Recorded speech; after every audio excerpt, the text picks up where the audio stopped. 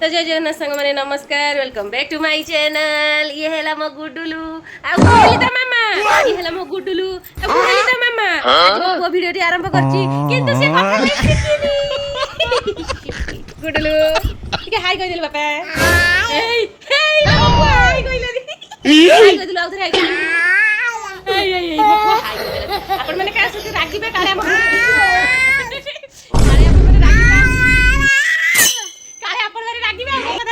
video देखि बेर जेत बप्पू हाय कहि देला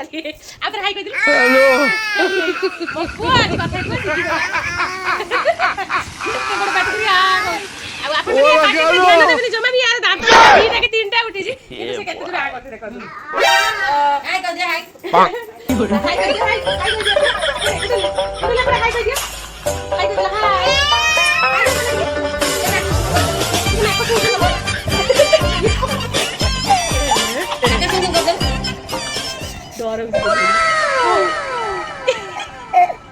पापा वीडियो रे आमी जदी एमटी गेल देखिबेनी पूरा सब नातिला हरकत को अपन माने टे इग्नोर करी चलो तो आज का वीडियो को आरंभ करिबा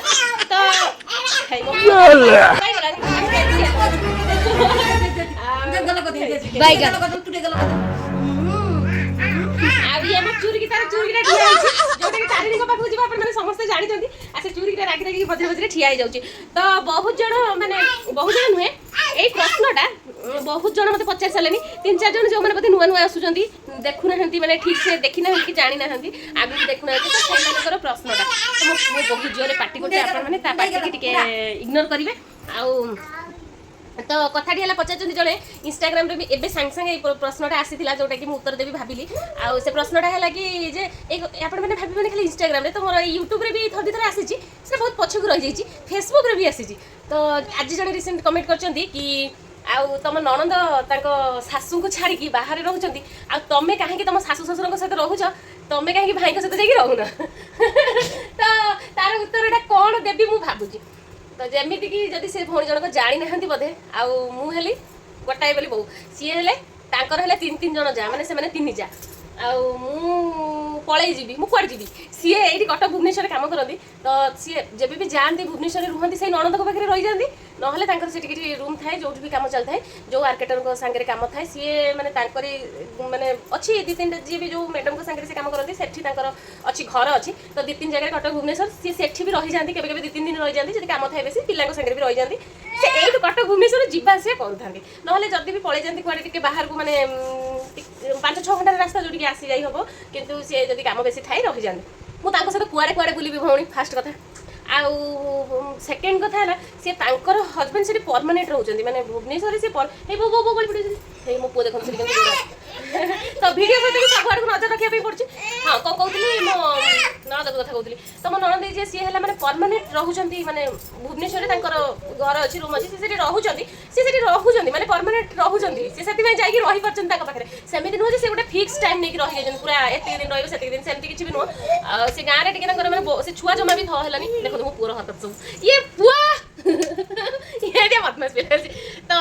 तांकर पुओ देह भल रहनथला जबे भी से बहुत ही एक्सेस कांदुथला जोथि पई कि माने ननद देके भुवनेश्वर रु तांको घर को जिबा आसिया पई बहुत किछि तांको सफरिंग करिया पई पड़े छुआर देह खराब गेले कहि नबा पई नथांती माने जेमति कि तांकर देढसुर जे सी अछंती सी हैला तांको कामे रे जानती ना तो सी तांकर कामे रे गले सब आउ सी भाई को कोन संगे सब नै जाई परबे तो जहाले भी गांव गले तो अछि ना तो टाउन मन करे सब जिंस मानन कि हम गांव गले बहुत किछि परिमाण रे सब जिंस रही तो सी सेटु तो जिबा सेवा कर परबेनी जहा भी अधिक टिके हेले माने सी ननद देके दौड़ी आसे पई पड़ियो तो जोथि पई कि पिल्ला टिके स्ट्रांग होबा पर्यंत से रही जंदी से एई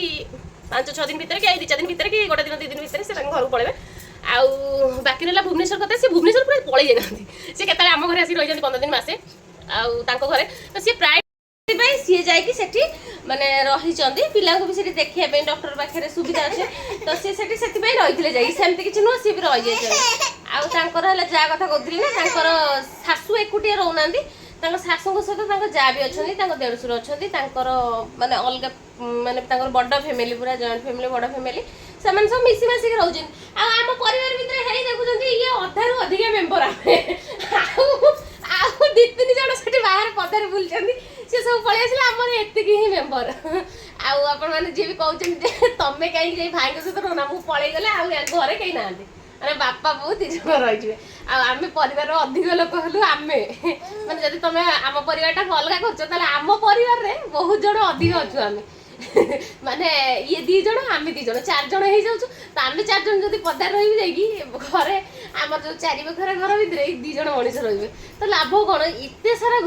ଘର ତିଆରି କରିକି ମୋ କହିବା କଥା ଏଇ ଘର ଆମ ପାଇଁ ବି ବହୁତ ବଡ଼ ତ ଏଇ ଏତେ ବଡ଼ ଘର କରିକି ଯଦି ଆମେ ଯାଇକି ପଦାରେ ରହିବୁ ତାହେଲେ ଘର କରିବାର ମାନେ କିଛି ନାହିଁ ଏଠି ଗାଁରେ ଘର କରିବାର ଉଦ୍ଦେଶ୍ୟ ହିଁ କିଛି ନାହିଁ ମୋ ମତରେ ଆଉ ହଁ ଗୋଟେ ଜଣଙ୍କର ମାନେ ଥାନ୍ତି ନା ଯୋଉ ଶାଶୁ କି ଦେଢଶୁର କି ଯା କି ମାନେ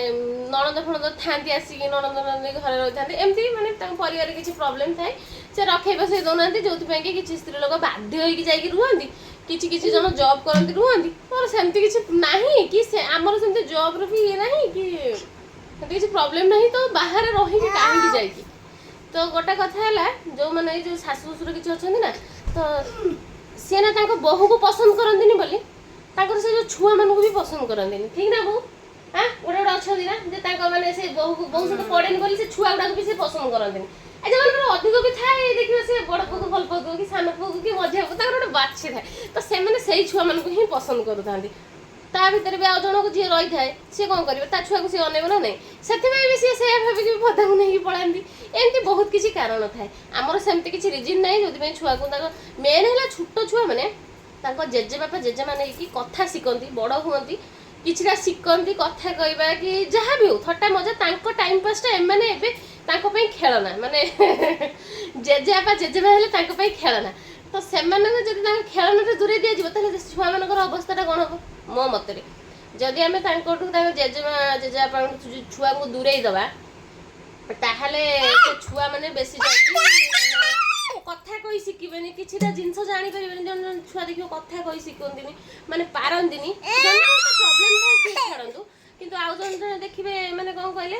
ମାନେ ପରିବାରକୁ ନ ପାଇକି ସବୁବେଳେ ମୋବାଇଲ ଫୋବାଇଲ ଦେଖିକି ଛୁଆଟା ଘର ଭିତରେ ରହିକି ବହୁତ କିଛି ଜିନିଷ ବହୁତ ତାର ମାନେ ସେତେ ଡେଭଲପମେଣ୍ଟଟା ଜଲ୍ଦି ହେଇପାରେନି ତ ମୋ ମତରେ ଅଲଗା ରହିବାଟା ଠିକ୍ ଅଛି ଆମେ ଝଗଡ଼ା ମୋଡ଼ରେ କହିଦେଉ ଯେ ନାଇଁ ମୁଁ ଅଲଗା ହେଇଯିବି କି ମୁଁ ପଳେଇଯିବି କି ରହିବିନି ସେଇଟା ଅଲଗା ଜିନିଷ ସେ ରାଗ ଶାନ୍ତ ହେଲା ପରେ ସିଏ ପୁଣି ଯେମିତି କି ସେମିତି ତା ମାନେ ନୁହେଁ ଯେ ମୁଁ କେଉଁଠି ଗୋଟେ ପରମାନେଣ୍ଟ ଯାଇକି ସିଫ୍ଟ ହେଇକି ରହିଯିବି ସେମିତି କେବେ ମୁଁ ଭାବିନି କି ରହିବା କଥା ଆଉ ସେ ଭଉଣୀ ଜଣକ କମେଣ୍ଟ କରିଦେଲେ ତମ ଶାଶୁଙ୍କ ପାଖରେ ତ ଶ୍ୱଶୁର ଅଛନ୍ତି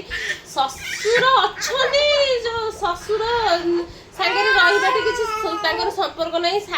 ମାନେ ଶାଶୁ ଶ୍ୱଶୁର ତାଙ୍କର ସମ୍ପର୍କ ଅଲଗା ନା ତ ଯିଏ ଛୁଆଙ୍କ ସହିତ ତ ଆମର ମାନେ ତାଙ୍କର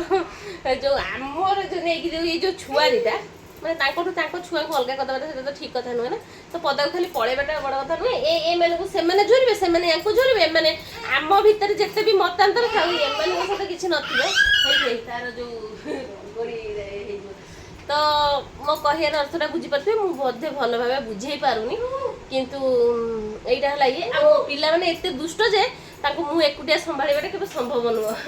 କାହିଁକି ନା ହେଇ ସେ ଛୁଆ ପଳେଇଲାନି ନା ଏବେ ଯଦି ଆମେ ଗୋଟେ ମିନିଟ୍ ତାକୁ ନ ନେଇବା ସିଏ ସିଧା ଯାଇକି ଛାତ ଉପରେ ଥିବ ଆଉ ମୁଁ ଯଦି କୋଉଠି ରୁମ୍ ନେଇକି ରହିଲି ବି କବାଟ ଦେଇଦେବି ସେ ଛୁଆ ମାନେ ମୋ ଜୀବନ ତ ଖାଇଦେବେ ଯେହେତୁ ଛୋଟବେଳଠୁ ତାଙ୍କର ଆଦତ ପଡ଼ିଯାଇଛି ଅଲଗା ଆରମ୍ଭରୁ ରହିଥିଲେ ସେ ଗୋଟେ ଅଲଗା ଜିନିଷ ଆଉ କିଛି ରିଜିନ୍ ହିଁ ନାହିଁ ଅଲଗା ରହିବା ଏଇ ଦେଖନ୍ତୁ ଜାଣିଲା କେମିତି ଆଉ ଏଇ ଛୁଆ ଆମ 2 ଜଣଙ୍କୁ ଯଦି ହଳ ବୁଲେଇକି ଏମିତି କରିଦେଉଛି ତାହେଲେ ଗୋଟେ ମଣିଷକୁ ସେ ମାନେ ମେଣ୍ଟାଲ ହସ୍ପିଟାଲ ପଠେଇବା ପାଇଁ ତାକୁ କମ୍ ସେ କମ୍ ମାନେ 10 ରୁ 15 ଦିନ ଲାଗିବ 10-15 ଦିନ ଯଦି ଏଇ ଛୁଆ ପଛରେ ଗୋଡ଼େଇବେ ନ ଖାଇ ନ ପିଇ ନ ଶୋଇ ତାହେଲେ ଆପଣମାନେ ବହୁତ ଜଲ୍ଦି ମେଣ୍ଟାଲ ହସ୍ପିଟାଲ ପହଞ୍ଚି ଯିବେ ଛୁଆ ଯୋଉ ଯେମିତିଆ ହେଉଛି କାହିଁକି ନା ମୁଁ ଏବେ 4-5 ରାତି ହେଲାନି ଶୋଇପାରୁନି ଠିକ୍ ସେ